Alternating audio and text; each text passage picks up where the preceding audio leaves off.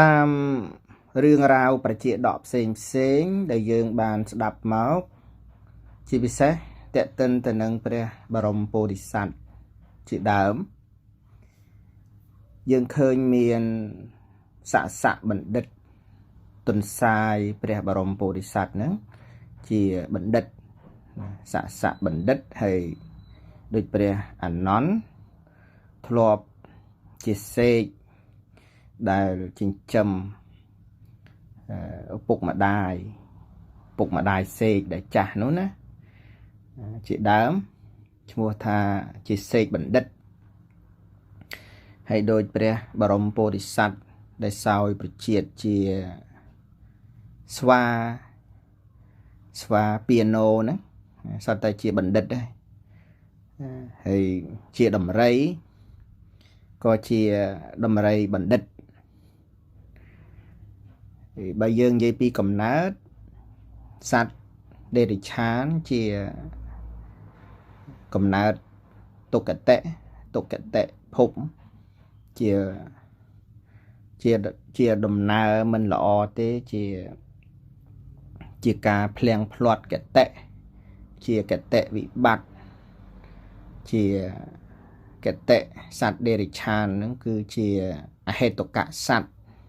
ដែលក្នុងជាតិជាសត្វដេរិឆានហ្នឹងសូម្បីតែនាគมันមានឱកាសដើម្បីសម្រេចមគ្គផលទេសូម្បីតែបួសក៏មិនអាចបួសបានមគ្គផលកុសលធនៈរូបាវចរៈអរូបាវចរៈឈានអីមិនអាចសម្រេចបានទេព្រោះមានគ្រឿងរារាំងគឺវិបាកន្តរាយិកធម៌ដែលសត្វទាំងឡាយមានទន្សាយជាស័កបណ្ឌិតមានសេកជាសេកបណ្ឌិតមានមហាកបៈគឺស្វាព្រះបរមពោធិសត្វនឹងជាបណ្ឌិតនឹង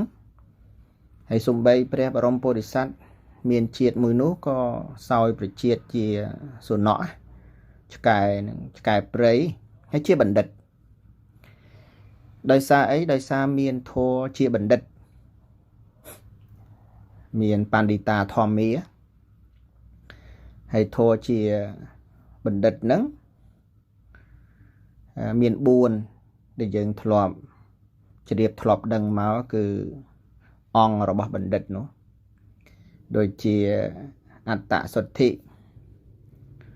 ធម្មតាធម្មជាតិរបស់បណ្ឌិតហ្នឹងគឺ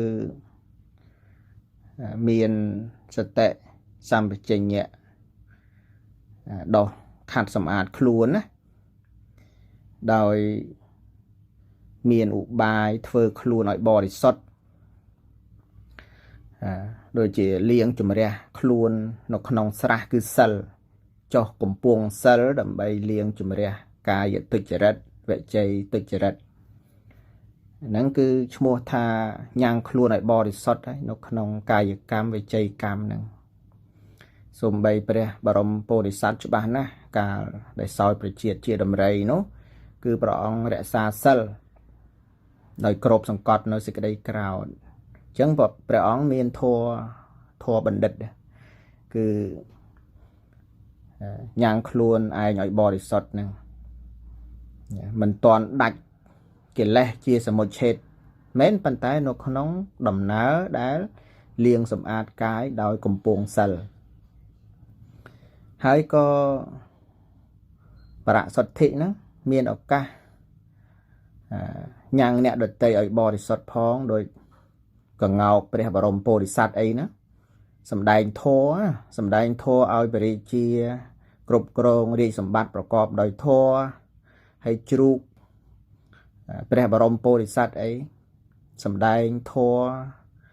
តាមលំនាំពុទ្ធលីលាដំណើរដោយព្រះពុទ្ធចឹងដោយអំណាចបារមីព្រះអង្គសំដែងធម៌ដើម្បីញ៉ាំងអ្នកដតី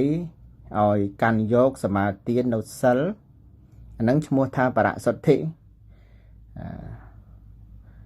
ជួយឲ្យមានច្បាប់វិនិច្ឆ័យក្តីដោយយុត្តិធម៌អាហ្នឹងញ៉ាំងអ្នកដតីឲ្យបរិសុទ្ធហើយបណ្ឌិតមាន សង្ឃហៈ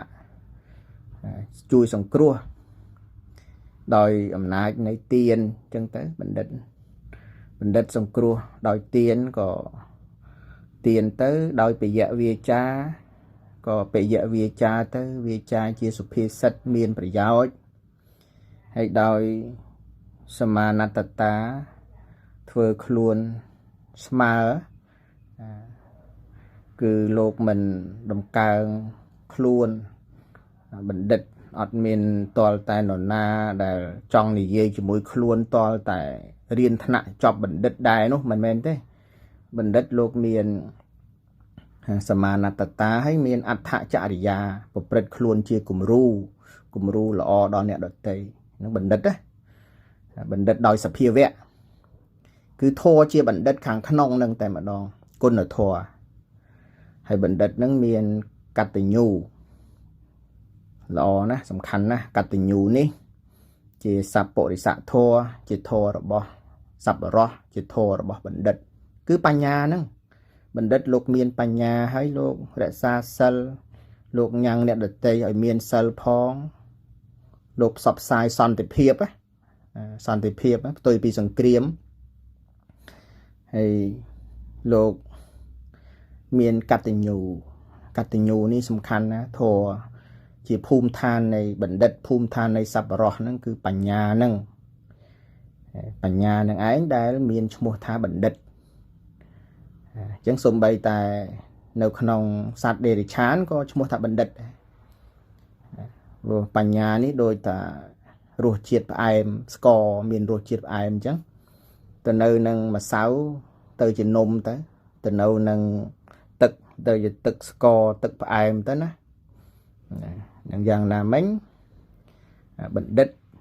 សន្មតទៅលើបុគ្គលណាដែលមានធម៌ជាបណ្ឌិតចំណែកបណ្ឌិតក្នុងលោកដោយការសន្មតហ្នឹងក៏សន្មតទៅប៉ុន្តែឲ្យមានបណ្ឌិតជាសភាវៈផងអញ្ចឹងខ្ញុំករណាចូលរួមសេចក្តី